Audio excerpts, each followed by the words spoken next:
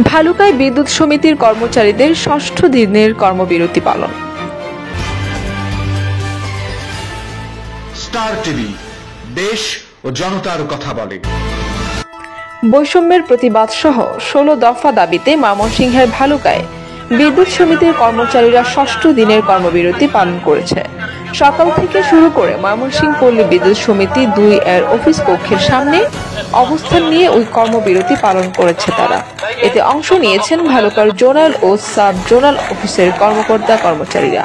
পদমর্যাদার বৈষম্য, সরকারের গ্রেডিং সংক্রান্ত সমস্যা, জাতীয় বেতন স্কেল সহ 16টি দাবি তুলে ধরেছেন আন্দোলনকারীরা। অভিযোগ করেছেন অনিয়মের সম্পর্কের কথা বলায় চাকরিচ্যুত করা হয়েছে অনেককেই। দাবি পূরণ না হওয়া পর্যন্ত কর্মবিরতি চলবে।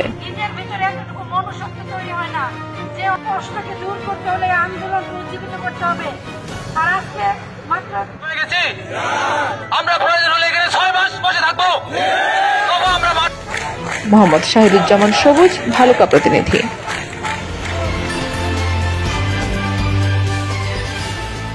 স্টার টিভি, দেশ ও জনতার কথা বলে।